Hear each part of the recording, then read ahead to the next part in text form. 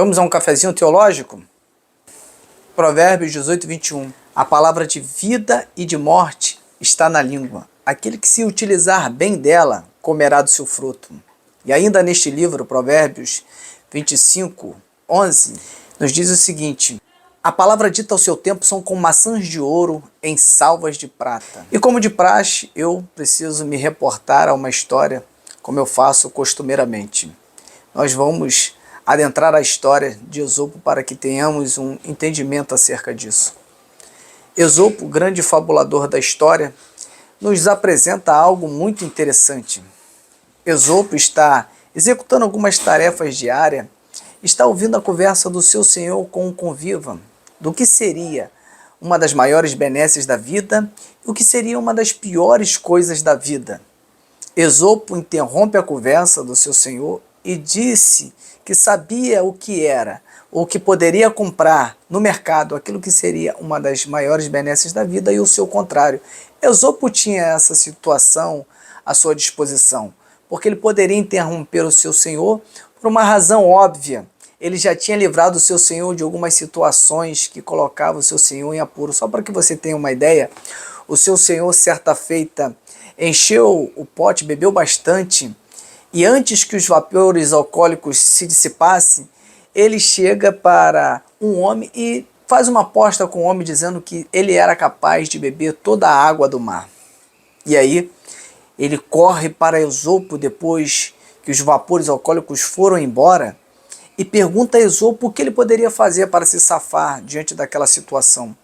Esopo, com grande sabedoria, responde ao seu senhor para que ele dissesse ao apostador que ele beberia toda a água do mar, sim, desde que as águas, as correntes dos rios fossem fechadas, porque ele disse que beberia a água do mar e não a água do rio. E assim seu senhor foi safo desta situação.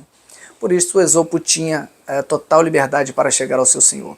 Mas voltando à história de início, Esopo vai à feira, ele compra língua de animais, possivelmente língua de boi, e aí tempera aquela língua, prepara um ótimo cozido e pega aquela panela com aquelas línguas e serve para o seu senhor juntamente com o conviva. E aí o seu senhor pergunta por que a língua seria uma das maiores benesses, uma das melhores coisas da vida e uma das piores coisas. E aqui eu vou parafrasear o que disse Esopo. Por uma razão simples, com a língua você pode louvar a Deus ou você pode não louvar a Deus, pode dizer o contrário. Com a língua você pode abençoar a vida de uma pessoa ou você pode amaldiçoar a vida da pessoa com a língua. Com a língua você pode bendizer ou maldizer. Com a língua você pode trazer salvação ou condenação. Tudo isto com o poder da língua. A língua tem poder para tal. Perceba, imaginemos que alguém chegue para você e diz que está em um estado suicidário, que a vida não presta, que a sua alma está amarga de tantos dissabores, de tantas situações que venha para abalar o seu psicológico. E aí ela diz que está com vontade de tirar a própria vida. Se você trouxer uma palavra de condenação, ou seja, você reforçar aquela ideia, é óbvio que ela arranque a sua própria vida.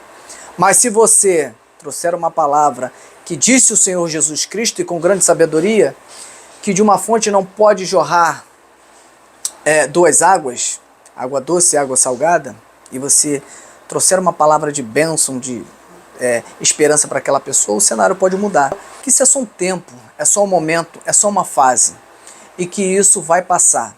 A prisão não é para sempre, o choro não é para sempre, o amargor, a tristeza não é para sempre, e que dias melhores virão na vida desta pessoa.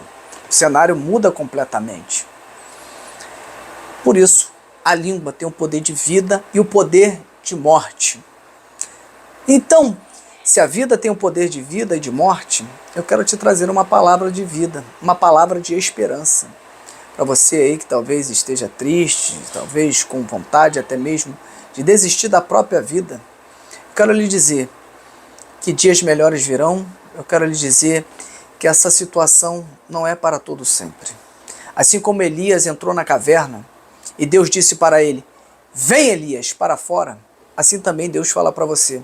Talvez você Esteja como Elias, esperando que Deus se manifeste no vento, se manifeste no fogo, se manifeste no vendaval. Em que sentido? Que Deus se apresente para você com todo um estardalhaço. Muitas vezes Deus quer falar contigo, como falou com Elias, numa voz doce e suave. Talvez seja esse momento. Esta voz doce e suave que esteja falando contigo agora. Acalme o teu coração, fique tranquilo, porque dias melhores virão e o choro pode durar uma noite, mas a alegria vem pelo amanhecer. Receba esta palavra em nome do Senhor Jesus e fique com Deus.